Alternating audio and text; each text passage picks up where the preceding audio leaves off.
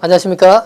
가등경영연구소 최윤규입니다. 오늘은 상상력 탄생 5번째 시간, 호기심을 자극하라는 이야기로 한번 여러분과 나눠볼까 합니다. 호기심을 어떻게 자극할까요? 실예로 제가 어떻게 하는지 한번 보여드리겠습니다. 많은 분들이 타짜라는 영화 보셨죠? 그 타짜라는 영화에 김혜수가 어떻게 이야기합니까? 이런 대사가 나옵니다. 나 이대 나온 여자야. 이거 왜 이래? 이런 대사가 나옵니다. 그때 여러분들은 그냥 영화의 한 장면이라고 휙 지나가십니까? 저는 호기심이 발동합니다. 저는 이렇게 생각합니다. 그 영화를 보면서 김혜수가 과연 이대를 나왔을까? 그렇게 해서 김혜수가 출연한 영화들을 제가 많이 찾아보았습니다. 수많은 영화를 보다가 바람피기 좋은 날이라는 영화에서 김혜수의 대사를 찾았습니다. 바람피기 좋은 날이라는 영화에서 김혜수가 사귀는 상대 남자가 묻습니다. 대학교 나왔냐? 김혜수가 대답합니다. 나 대학교 나왔어. 상대 남자가 또 묻습니다. 무슨 과 나왔는데? 그때 김혜수가 대답합니다. 나 철학과 나왔어. 그럼 저는 타짜라는 영화와 바람피기 좋은 영화를 두 개를 합칩니다. 그 혼자 생각하죠. 아, 김혜수는 이화여대 철학과 나왔구나. 호기심이 풀리는 것 같습니다. 이때 저는 또 하나의 호기심으로 접근합니다. 그렇다면 이화여대에는 철학과가 있을까? 라고 생각합니다. 해서 인터넷에서 검색을 하죠. 이화여대를 검색해서 학과를 다 찾아봅니다. 그런데 이화여대에 철학과가 있더라고요. 여러분 어떻습니까? 제가 호기심을 풀어나가는 방식은 이와 같습니다. 사소하고 아무렇지도 않은 것 같지만 어떤 작은 것에 호기심의 의미를 계속 부여한다는 사실이죠. 그렇게 할 때 우리가 새로운 시각으로 사물을 바라볼 수 있습니다. 여러분들이 굉장히 궁금하게 하나 만들어 드리겠습니다. 쪼리퐁 많이 드시죠? 그 쪼리퐁 한 봉에는 쪼리퐁이 몇 알이나 들어있을까요? 모르시겠죠? 저도 모릅니다. 그런데 군대 간 말년 병장이 이제 제대할 날을 얼마 남겨두지 않은 병장이죠.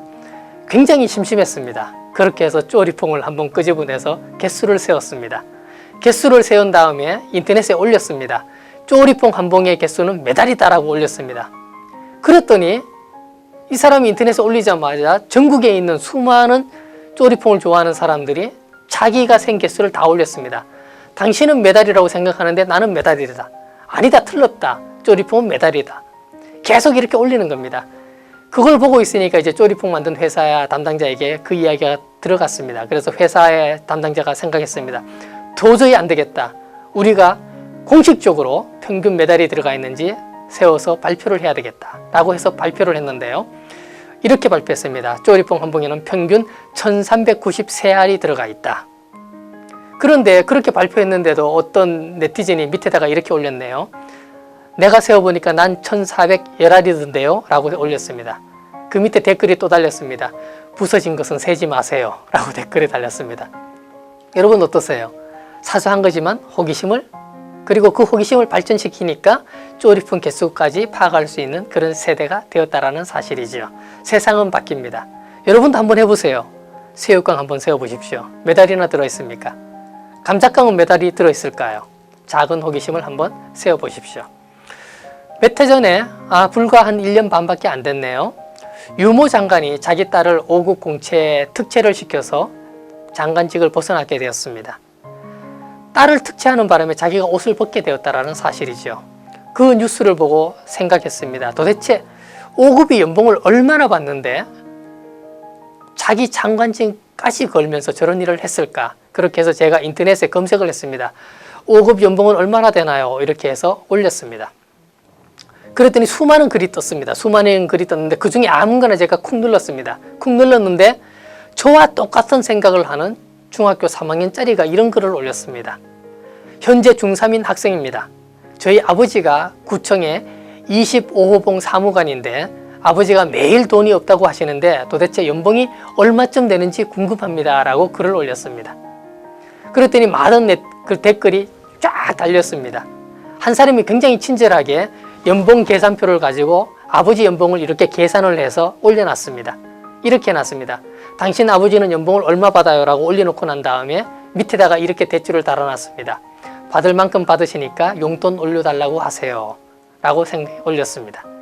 자, 이제 이 학생은 용돈이 올랐을까요? 아니면 한 대 얻어 맞았을까요? 상관없겠죠? 한 대 얻어 맞을 수도 있고 아니면 용돈을 올랐을 수도 있습니다.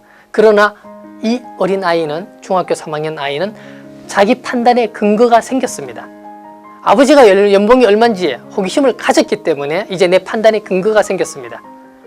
자기 생각 기준에 아버지 연봉이 작다라고 느껴지면 정정당당하고 떳떳하게 아빠 용돈 올려주세요 라고 얘기할 거고, 내 기준에 아버지 연봉이 작다라고 생각하면 이제 아버지한테 용돈 달라고 떼쓰지 않겠죠. 내 호기심을 채우는 순간 판단의 근거가 설 수 있다는 사실, 우리는 그것을 알아야 된다는 사실입니다. 혹시 여러분들은 화장실 가실 때 어떡하십니까? 대부분의 화장실에는 지금은 화장지가 준비되어 있죠. 그런데 배탈이 나서 가본 적이 있으십니까? 아주 큰 배탈이 나서 화장실에 가면 막 뛰어가게 되죠. 그때 화장실에 가서 바로 휴지가 있는지 없는지 살피지 못하고 볼일을 보게 됩니다. 제가 옆에 칸에서 그 모습을 보았습니다. 그런데 나오면서 저 칸에 화장실을 없는 걸 제가 알고 있었는데 휴지를 가져다 줄까 말까 고민을 하다가 가져다 주지 않았습니다. 왜냐하면 저 상황에서 저 사람을 그대로 내버려 두면 자기만의 노하우로 뒤처리를 하고 나올 거다. 그리고 먼 훗날 자기 아들에게 그 무용담, 자기의 창의적인 아이디어를 얘기할 텐데 그 아름다운 추억을 제가 깨면 안 되겠다라는 생각에서 그냥 나왔습니다. 혹시 여러분의 친구분이 화장실에서 핸드폰 문자로 야 휴지가 떨어져서 휴지 좀 갖다 줘 라고 하는 전화나 문자가 온다 그러면 그냥 못 본 척 하십시오. 그게 그분의 상상력을 도와드리는 길입니다.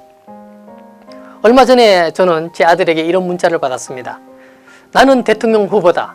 마지막 연설을 한다면 아빠는 무슨 연설을 하시겠습니까? 아이는 그게 궁금했던 겁니다. 저는 제 나름대로 연설문을 써서 아이에게 보내줬습니다. 여러분은 어떻게 하시겠습니까? 여러분이 대통령 후보라면 무슨 연설을 하시겠습니까? 상상력은 단순한 것에서 시작됩니다. 기어루기라는 화학자는 이런 생각을 했습니다.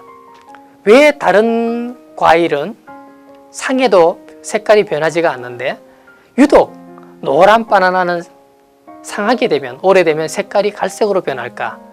계속 고민을 하다가 연구를 했죠. 그래서 이 사람은 밝혀냈습니다. 아, 비타민 C의 차이구나. 비타민 C가 많이 들은 오렌지나 감귤 같은 것은 오래 두고 상해도 색깔이 그대로 있지만 바나나와 같이 비타민 C가 부족한 제품은 금방 상해서 갈색으로 변하는구나. 그래서 이제 과일만 보면, 과일의 상한 상태만 보면 비타민이 있는지 없는지 파악할 수 있다라고 해서 발표를 했습니다. 그 발표, 과일의 비타민을 알게 된 능력, 초기, 바로 호기심이라는 거죠. 왜 변할까라는 호기심. 저는 이런 호기심이 있습니다. 여러분과 같이 그 호기심을 공유하고 싶습니다. 지금 당장은 할 수 없지만 나중에 컴퓨터와 인터넷이 저와 여러분의 어떤 일을 대신 해주기를 바라십니까? 고민 한번 해보십시오. 이 고민 속에 새로운 사업의 미래가 있을 수도 있습니다. 폴 호건이라는 화가는 이렇게 말했습니다. 존재하지 않는 것을 상상할 수 없다면 새로운 것을 만들어낼 수 없다. 자신만의 세계를 창조해내지 못한다면 다른 사람이 묘사한 어떤 세계 안에 내가 머무를 수밖에 없다.